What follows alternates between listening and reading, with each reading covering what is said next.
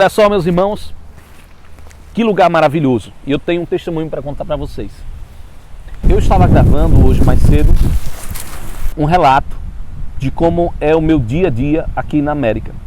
De como é essa minha rotina de pregar a palavra de Deus, sendo pai, sendo marido, tendo meu trabalho secular na faxina. Né? Deus abriu uma porta aqui para que a gente tivesse uma empresa de faxina. Foi através de um sonho, foi através de uma revelação do Senhor. Então são grandes coisas que Deus tem feito na nossa vida e eu tenho compartilhado isso com vocês. Estamos nos últimos dias e é importante a gente viver cada vez mais próximo desse Deus que tem muita abundância, assim como essa natureza que eu estou aqui agora. Daqui a pouco eu vou mostrar para vocês o lago aqui que está na minha frente, atrás da câmera aqui, e eu tenho um testemunho para contar desse momento.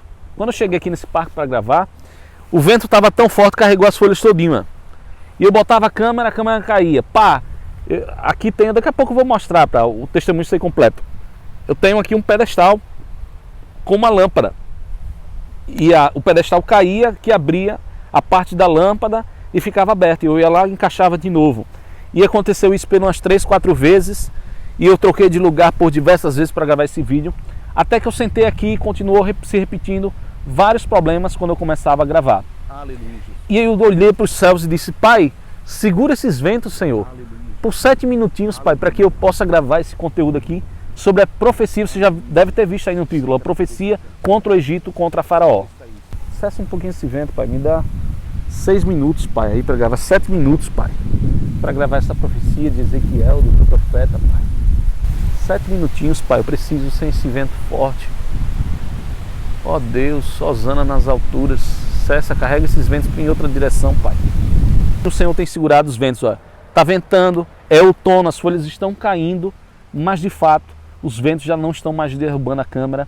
E eu agradeço a esse Deus e compartilho com vocês que existe poder na oração. Vou apresentar para vocês agora a profecia contra o Egito, contra Faraó. Porque Deus determinou uma profecia na Bíblia contra o Egito, contra Faraó, para que chegasse o fim desse império. Todo mundo conhece o Egito como um império gigantesco no passado, né? Mas a gente sabe que no presente o Egito é apenas um país pobre, humilde, no norte da África. E o que é que aconteceu? Foi a partir de uma profecia que está descrita aqui no livro de Ezequiel, no capítulo 29 e 30, que determinou o fim do Egito como um grande império. Para informação aqui desse vídeo, o Egito é uma nação de 3.100 anos antes de Cristo. Estamos falando de um império gigantesco, como uma das primeiras civilizações. Eles eram povos muito inteligentes na matemática, na arquitetura, na engenharia, na construção de tudo aquilo, na religião deles, no misticismo, a economia, uma série de coisas que depois ao longo do vídeo eu posso ir apresentando para vocês, que mostra que o Egito realmente era um império gigantesco. E outro detalhe aqui que é importante é que o Egito nem sempre foi uma terra tão seca e árida como a gente vê hoje, né? Quando a gente vê nas imagens, nas fotos, o Egito é uma terra tão seca, tão árida que a gente diz assim, não vai nascer um pedaço de folha ali, de grama naquele lugar, porque é tão seco. Aquela terra como de terra de praia, né? Um deserto, um verdadeiro deserto, né? Nem sempre foi assim, você sabia disso? O Egito era conhecido como Terra Negra. Procura aí no Google que você vai encontrar. E a partir dessa profecia de Ezequiel, no capítulo 29, determina que o Egito seria, a partir dali, uma terra seca e árida. E por um período de 40 anos, nem animais passariam ali. Isso já se cumpriu. E eu vou mostrar para vocês. Por que que Deus entrega essa profecia contra o Egito? Logo no início a gente já começa a entender por que Deus está fazendo isso. Ele abre a boca do profeta Ezequiel e diz: profetiza contra Faraó. E diz assim: crocodilo enorme que se deita no Nilo e diz: eu o fiz, ele é meu. Então Faraó estava soberbo. Ele não deixava que outros povos utilizassem do Nilo. Os faraós, de uma maneira geral, sempre foram soberbos, né? Eles se achavam os próprios deuses. Então Deus já estava se irando contra aquela atitude de agora querer até limitar os povos de utilizar o Nilo, de achar que só eles teriam direito de usar esse rio para eles. Então Deus se levanta logo contra a soberba de Faraó. E dizes assim também: olha só, vou utilizar o rei Nabucodonosor para fazer um ataque na terra do Egito. Espalharei o povo por 40 anos. No período de 40 anos tornarei a terra do Egito deserta desértica que nem os animais passarão por ela, nem viverão ali. Olha só que interessante.